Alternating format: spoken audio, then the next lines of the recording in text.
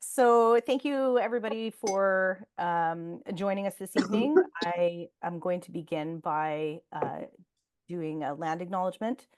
So I would like to respectfully acknowledge the traditional and unceded territory of the Cowichan peoples on which I am honored and grateful to live, work, and learn. The photo that I chose for this acknowledgement is of the Cowichan Valley, where I'm from on Vancouver Island. The mountain you see there, I have always known as Mount Prevost. It is a very defining feature of our valley and sort of stands sentinel, looking out to the Salish Sea. And I chose this photo because it's where I began my commitment to truth and reconciliation. And that for me was to learn the Indigenous place names for these defining features in the Cowichan Valley. And so on that journey, I learned that Mount Prevost is known as Swakas. And it does come with a story, which I won't share, but I will say that it is the home of one of the first ancestors in the valley. And I thought that that was, it's just a very poignant, defining piece in our valley. So I chose that as my photo. And I'm going to pass it over to Katie now, who will do hers. Amma Upal, good evening, everyone. My name is Kate Lyon. Many of you know me as Katie, and I am very excited to be joining you today from the traditional and unceded territory of the Tsimshian and Semitic speaking peoples who have been stewards of this land since time immemorial. And the photo that you see today is of the Metlakatla Wilderness Trail, and it was the last photo that I took with my family when we experienced this beautiful, beautiful part in our territory. And it was the last time our family was together before we shipped off our kids to university. So we had amazing a day. We took the ferry across and explored the community of Metlakatla. And then it was a 10-kilometer hike with just beautiful, stunning views. And it really was a great reminder to all of us to appreciate where we live. And I think for our two oldest girls, it really grounded them and reminded them of where they come from. And it was also a lovely send off for them before they went to school. They're not back until December. Thank you, Katie. For those of you that are joining us, if you'd like to pop in the chat the area that you are coming to us from, that would be great to see where everybody is situated tonight. I'm one of your hosts. I'm Erica Roberts. I work in School District 79 in the Cowichan Valley. I have been a teacher for just over 20 years, primarily at the intermediate level. I'm currently a grade 4-5 classroom teacher.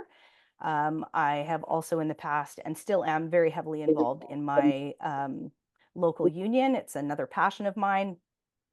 And like Katie, I am part of the Vancouver Island University graduate program, Literacy, Language, and Learning. I decided to go back to university to learn more about literacy. It's part of my journey, why I'm here. I was, as an intermediate teacher, beginning to feel a bit defeated, I guess, in the students that I was sending on to future grades, because what I was doing in my classroom for literacy was not working. I was not helping them make enough progress, and I couldn't figure out why. And we're no longer in a system that really can sustain the constant referral to inclusion support, LA, whatever you call it in your area, and really recognize that it was time for me to figure out how I, as a teacher, can help my students that come through my class. As many come to me now in grade 4 and they are not proficiently reading or writing. And that became the impetus for me to learn more. And I was super excited to see Vancouver Island offer this graduate program. And I'm so glad that I jumped in, and I'm now, I continue on this journey. I learn more and more every day from my colleagues, from things like this. And so I'm super happy to be here facilitating this book study with you. Katie. And I have been with School District 52 Prince Rupert on the North Coast for the majority of my career. I didn't start teaching in Prince Rupert, however. My first 4 years were in a very isolated, remote community called Kitkatla, and only accessible by float plane. So I'd travel in and out as needed.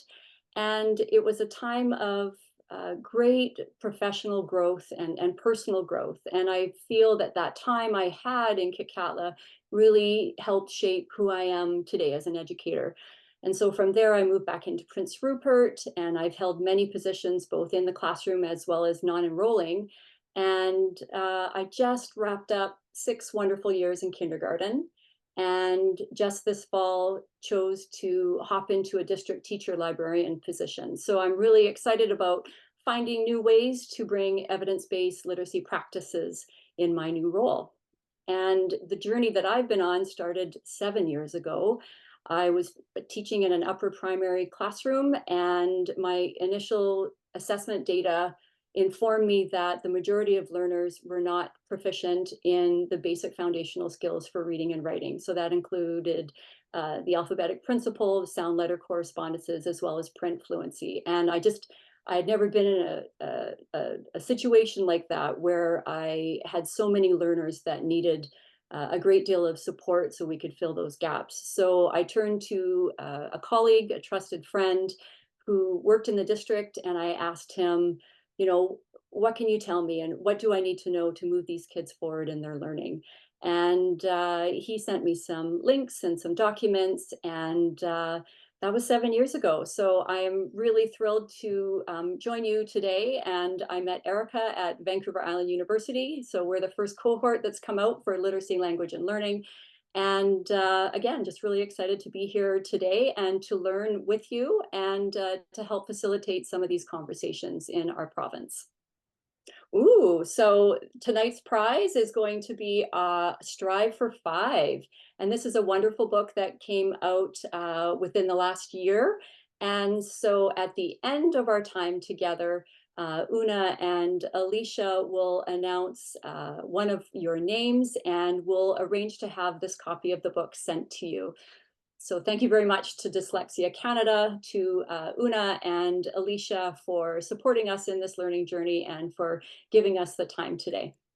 So tonight we are, of course, delving right into our book, Seven Mighty Moves. We will have a look and discussion at the about the introduction. And so I will speak briefly about the introduction, and then we will move you into a breakout room. We will come out of the breakout room and we will recap some of what's in the introduction. And then we'll move into move number 1, which is teach phonemic awareness with intention, followed by another discussion breakout. And then we will look ahead to the future session and also announce the winner of the prize. Yeah.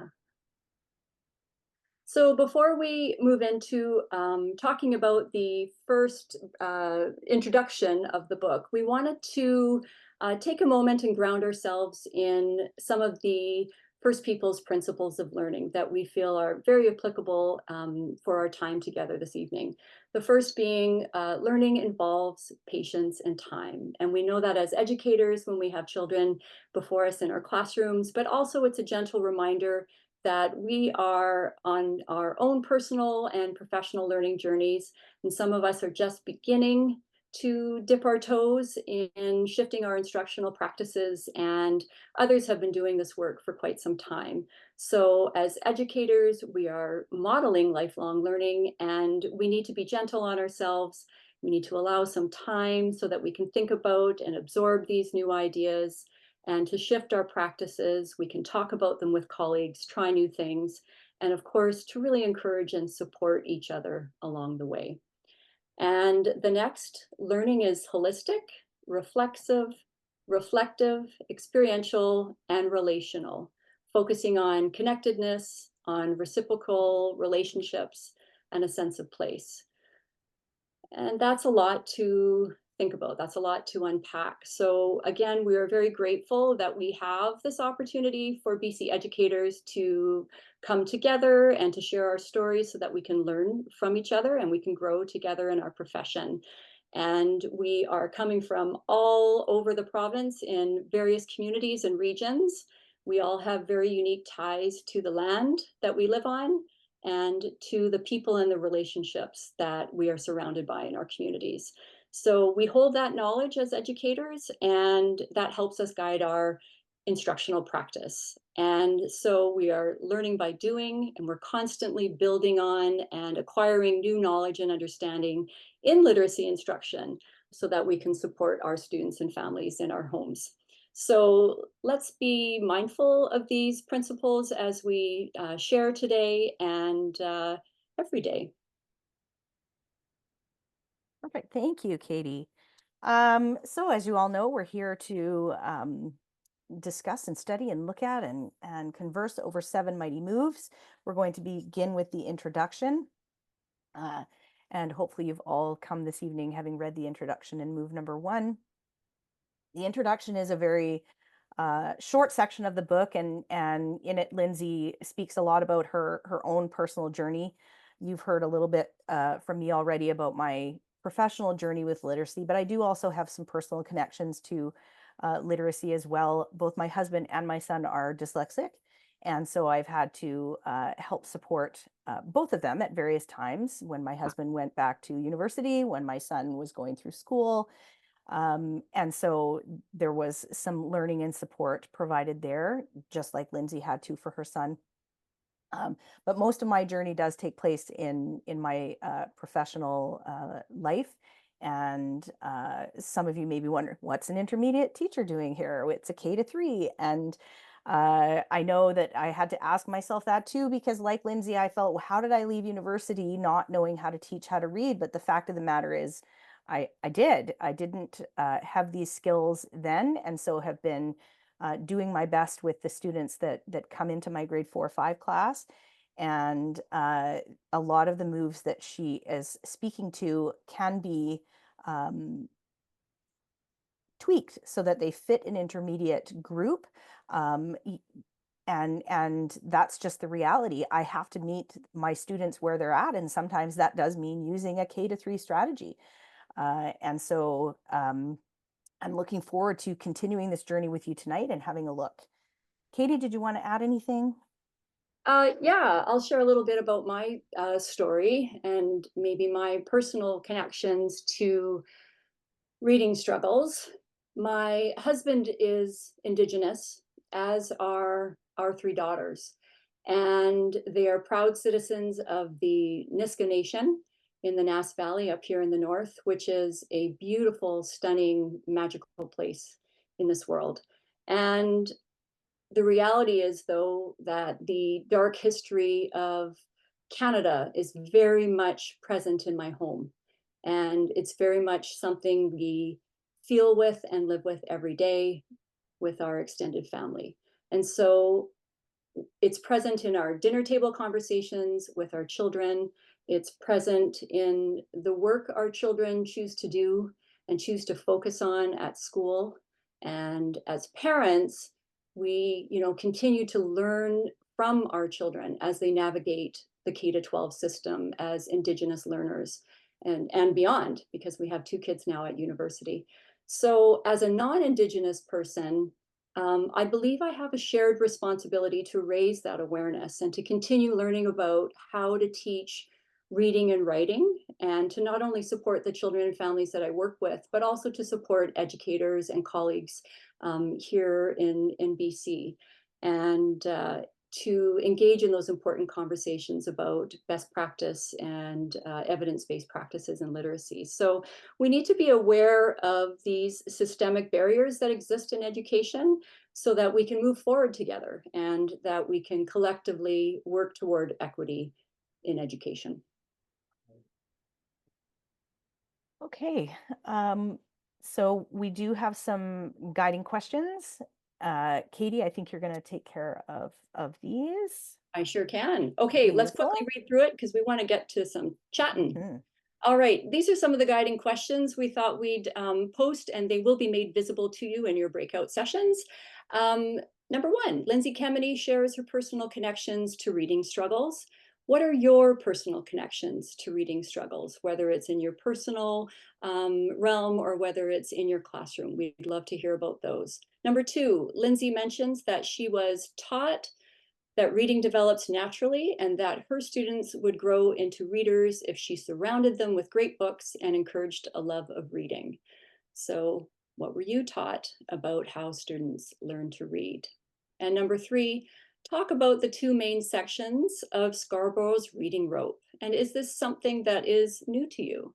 And maybe talk about how you discovered and how you came across the rope. So, we'll allow a short amount of time for this particular section of the book because we really want to get into move number one.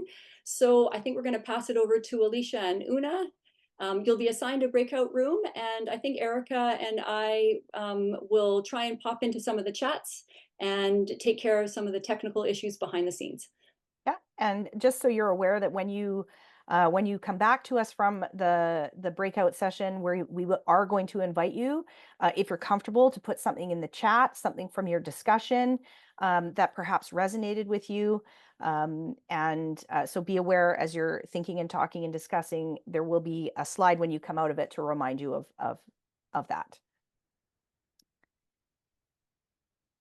Yeah, Michelle writes, Yeah. interesting to hear how others felt as helpless as I did. Yeah. Mel, we'll make sure you have more time in the next discussion group for sure. Kiara says how everyone seems to share similar disappointment with Yes. university training for literacy. Another one, teacher training programs need to do better. Yes. Yeah, Yes, none of us received. That's right. Thank you, Rebecca. Thanks for being here. Yeah, teacher training is needed to do better, as well as Pro-D through districts, and that there's some lagging there. And Kathy says, many of us who have been teaching a number of years, we were never taught how students learn to read. Yeah, so we're getting a theme here. Very much. Ah, yes, reading to learn. I'm grade 4-5 teacher. Here I am. That's absolutely, all of those reading comprehension strategies that you think are going to work, but you needed someone who can read in order to do those. Yeah, modeling how to put these programs into Absolutely. place. Yeah. And yeah, Melanie brings up, we don't really have autonomy if we don't have the whole picture about reading instruction. So those are some conversations that have happened in various educational networks that in order to honor professional autonomy, we are mindful that we are wanting all the research around reading instruction. And it's just only now that we're starting to have these really engaging conversations with educators around the province. So did you want to add to that, Erica? Well, I'm just reading Michelle's comment about it's hard when your district is missing pieces, and I agree with that. And being on the ground, we can stand strong together and help start making these shifts. And I am lucky to be in a district that has started to put the pieces together for us. But don't wait. Learn all that you can and start doing from the ground. So thank you for that comment. Okay. So why don't we move on to our takeaways? Absolutely. We'll just do a quick review. And who's got the first one? Me? Yes, that's me. So from this particular introduction, takeaway number one, the science of reading is a large body of high quality research on reading. It is not a philosophy. It's not a specific program or a specific curriculum or method. This is a large body of research that's been around for decades. Perfect. Thank you. Takeaway number two, skilled reading involves both word recognition and language comprehension. We asked you to discuss Scarborough's rope, which we do have on the next slide. And this is very key. The rope demonstrates that there are multiple strands that we need to consider when we're teaching reading. And we know that these components are very necessary in order to be a skilled reader. So we do encourage you, if you've not looked at the rope before, to study it a little bit more and think about how these components in the rope are or are not present in the BC curriculum. Uh, and I'll leave that little nugget with you. And the last takeaway, the components of evidence-based literacy instruction may be new to many educators, as they were to Lindsay, as they were to Erica, to myself, and to many of you that shared in the chat. So the learning of process can be emotional, and we touched on that earlier, and we need to be reminding ourselves to show compassion for ourselves and for others. And that relates back to the first people's principles of learning that we referenced earlier, and that we really need to propel ourselves forward for the sake of our students and for the future students that we will have. So Lindsay provides that guidance and support and encouragement for us to continue our learning. And we thought this was an excellent quote from the introduction. The future of our students who struggle to read does not need to be bleak. We have reason to be hopeful. We can turn the tide. We can teach in a way that will help all of our students, and in doing so, prevent illiteracy. And I think that's why we're all here. We want to learn more to better support our students so that they can become literate citizens. So here we go. We're now going to go into the first move, teach phonemic awareness with intention. This is most definitely the biggest move within the book. I have to say I really enjoyed how she laid out the chapter with a little bit about phonemic awareness, what it is, what it isn't, and then lays out some very good strategies. And so we're not going to waste any time. We're going to move right into breakout discussion number 2, where I promise you will have more time than you did for the introduction.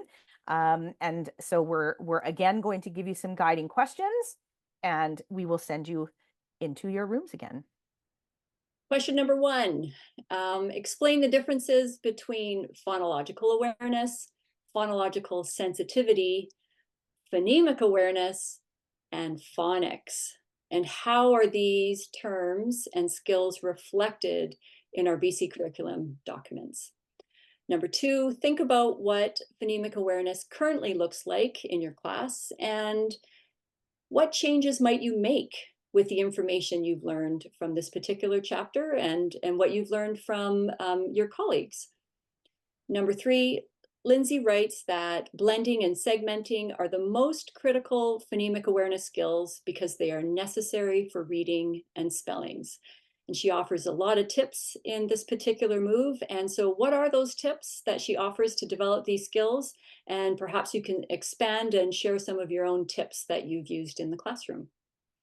So we're going to do our breakout, and Erica, I think you were going to remind them. Yeah, I was. So just again, we're going to ask you to come out of the breakout session. We're inviting you to share again something in the chat.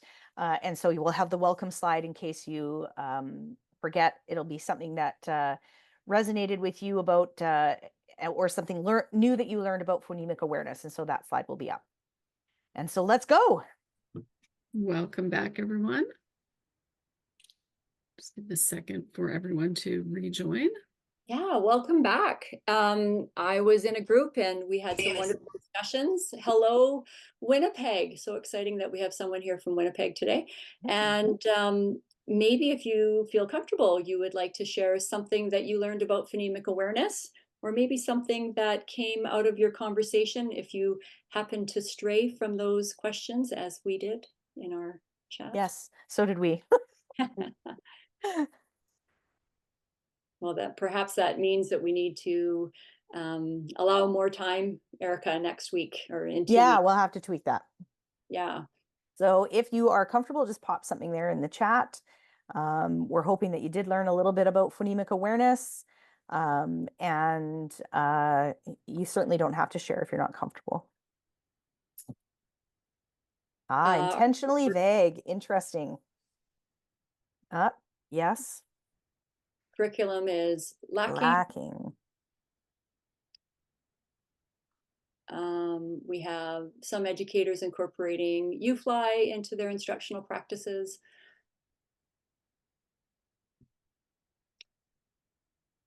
Yep, using mirrors. I was incorporating the use of mirrors with my little kindies to help them understand how to make those sounds and how to move their lips and their tongue and their teeth.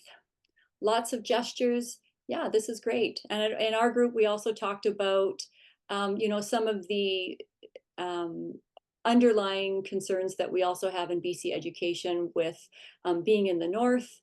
We're lacking doctors and pediatricians, and we're seeing an increase in uncertified teachers that are absolutely doing their best, and we need to try and support them as best we can.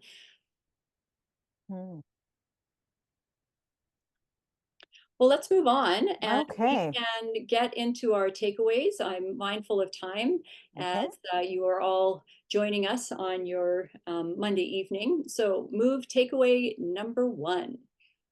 Phonemic awareness is critical for reading and spelling and can predict future literacy performance, and instruction and phonemic awareness can prevent future reading difficulty. So this is a reminder that we need to get to the phonemes, that phonological sensitivity can be addressed later, but really it's about getting to the phoneme level and to ensuring kids are proficient in the alphabetic principle and those sound letter correspondences. And of course, being able to blend. I think that's key takeaway number 2. Yes, key takeaway number 2, there are 44 phonemes, individual sounds in spoken words in English. They do have different places of articulation where the sound is produced in the mouth, and manners of articulation, what is happening with the lips, teeth, tongue, and airflow. And as somebody mentioned in the chat, the use of mirrors is important for the students to be able to see that and notice what is going on with their mouth. Key takeaway number 3, the research is telling us that we only need short and frequent, so daily repetition of phonemic awareness lessons, which comes down to about 6 minutes per day.